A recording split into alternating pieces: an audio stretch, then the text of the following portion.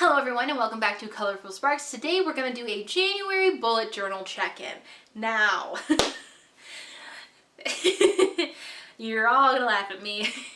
So I actually ended up getting a new notebook in January, which means I reset up my entire reading journal in January, which I didn't mean to, but you know, it's fine.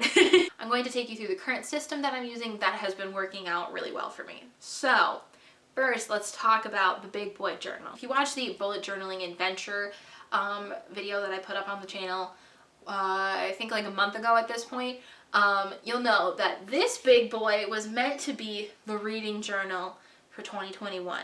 We were going to do all our reading tracking in here, and I got it all set up, and you know, I didn't put 2021 in here though, thank God.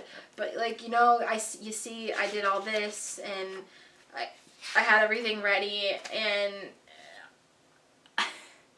I kept looking at it and I kept thinking I should have a smaller notebook. I shouldn't have tried this. It should have been a smaller notebook. So the big boy got replaced. But what I'm actually currently using the big journal for is monitoring my book purchases. So every time I buy a book, I put the date and the title and the author here, so that way I know how many books I'm buying every single month. This will also be, I'm currently working on like putting together the spread, but I will be tracking all of the books that I kind of want to buy or feel like I need to replace on my shelf. All of that will be handled in here. So this is essentially like the financial aspect of the reading journal without putting it in the reading journal, if that makes any sense. Which means I need to show you the replacement journal. The replacement journal that I got for the big boy is a Scribbles That Matter notebook. This is big 160 GSM paper, and I really, really love it. I really liked the colors that it came in as well. We've got the title page, which has some nice washi tape in it. And, you know, I set it all up, you know, I got it good to go, and there's even an index in here. I've already kicked off all of the books that I've read so far. We've got our 100 book challenge. And this is how I'm actually going to be doing the monthly spreads. Since the other journal that I have is specifically for reviews, this is where I'm tracking all of the other things. So we have our days read, the TBR, and then this is where I've put the book of the month and the quotes of the month. So as you can see here, I've already got February set up, so we'll have our days read, we have our February TBR, and then we also will track the book of the month and the quotes of the month, and I'll do the same thing for March. So ideally this should get me through the rest of the year. I hope it does at least. And so every time that I finished a book on the TBR, I crossed it off, and every time I read during the day, I put a little check mark here, and then I filled out this just the other day. And honestly, this is what's been working for me. Every time I finish a book, I write in if I read that day, I cross it off the TBR. If it's on the TBR, I fill in my little square, and then I fill in the book according to the star rating that I gave it on Goodreads. So this is actually the system that is working really well for me. I really like this. I didn't put any anticipated read, spread, or anything like that. I only put exactly what I'm reading, the TBR, and the book of the month and the quotes of the month. And that feels like the perfect thing for me right now. But now we have to update you on the rest of the system. So this did not change. This is my reading journal that I do all of my reviews in. Currently there is an extra piece of paper in here because Kingdom of Ash required that many quotes. So this is actually how I've been tracking the days of which I've been reading a book. So when I start a book, I write it down in here. I'll actually show you real quick. The most easy example right now is The Raven King. So I started The Raven King on January 30th, and then when I finished it, I put it in here. I haven't filled out any of these pages yet because I haven't sat down and done any of that yet. So that's how it's been easiest for me to track what days I've actually read a book, because I always forget to say when I start a new book on Goodreads. So this has actually been helping me keep track of that without having to remind myself to put it in on Goodreads. This one will still be the main review, quotes, all that type of thing for the rest of the year, most likely, until yeah, I might need to buy a new one. Or I might copy these pages and make something for myself, just because I feel like I'm gonna run out of room. But seriously though, Kingdom of Ash required an extra page, so there's that. The other thing that did not change essentially is this moleskin that I had. I still have done all of my pen tests in here, except now the only thing that's different is I created a pen guide. So I have all of my Tombos swatched. I have all of my, where'd they go? I have all of my mild liners swatched. I have all of my Sharpie markers swatched, and then I'm going to do a Muji one later today because now I have so many Muji pens. But when I'm setting up anything, this has really been helping me look at the colors and correspond to what kind of color scheme I kind of want. And so that's been really helpful, especially since I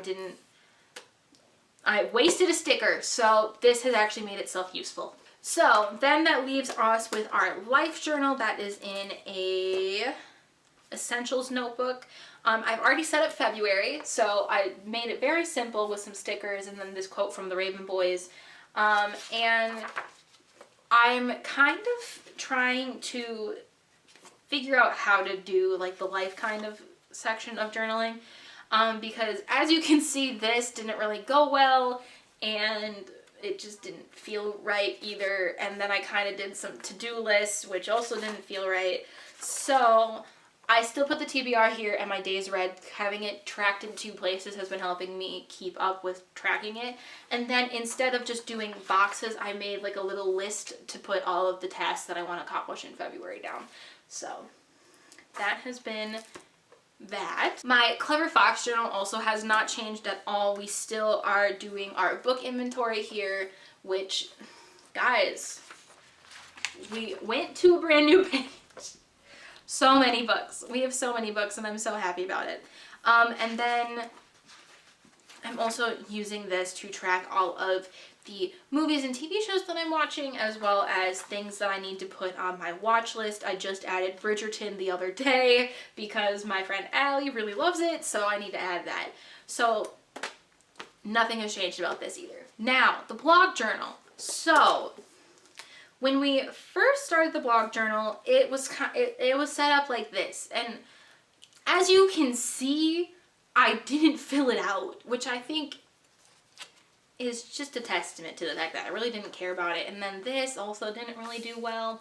So what I've done is, instead of making it so small, I stretched out the calendars. So we have our February posting schedule and then our February writing schedule. And don't pay attention to that. That is just ridiculous. And then I also put down some goals for the blog that I have underneath it. And then, because we've added the Instagram and we're doing a lot more than I thought I would be doing at this point, which really makes me happy, I made a content ideas and an Instagram ideas pages so I can kind of track kind of my ideas that I'm thinking of at the current time. And so we'll see how this goes. I'm not sure how it's gonna work just because I don't know, because you'll see why I use a planner also at the same time, and I think I might just end up always setting this up and then never using it, which is not what we want, but I like the creative outlet that it's giving me at least, so we'll keep this around for a little bit longer. Also, the notebook is so pretty, like I can't get rid of it. And then the newest addition, kind of, essentially, to the journaling setup that I have is my planner. So I kind of mishmashed a planner. This is gonna sound so ridiculous.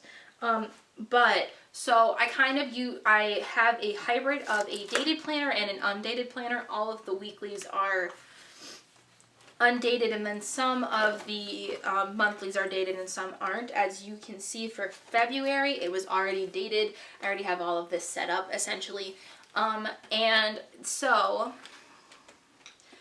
I recently just got some new stickers, so we're really excited about this. So this is actually what my weekly looks like in, you know, a planner. That's why I haven't really been using the blog bullet journal, because I write down like tasks essentially in here. So the typical day is that I write down anything that I'm doing in the day. So if I'm going to write any blog posts that are going up, if I'm working, anything that I want to accomplish on the Instagram also goes on this bottom here. And then in the middle, I track reading. So when I start a new book, I write down the title, started, halfway, finished, and recorded. The started, halfway, and finished are obviously self-explanatory. The recorded, however, is have I wrote down that I finished it in a bullet journal? Have I wrote down that I finished it in the reading journal? And am I moving on to a new book? So currently we already have From Blood and Ash set up here. I've already started it, so that X needs to be filled in. But then I also give myself a little bit of tasks that need to be completed throughout the day. So that's why the other journal hasn't been used as much. But I really, really am enjoying doing this planner. I got some new stickers, so I really went hard with it the other day, and it really just made me happy. So every week has a different color, essentially, and that makes me so happy. And then I also have been writing down any books. I also have been writing down any books that are coming out that week, and then any books that are still left on the TBR that I need to read. So this has been really, really helpful. And because I look at it every single day, because I'm that person, this has been getting more use than the blog bullet journal. But I also kind of feel like having both is going to end up being beneficial anyways.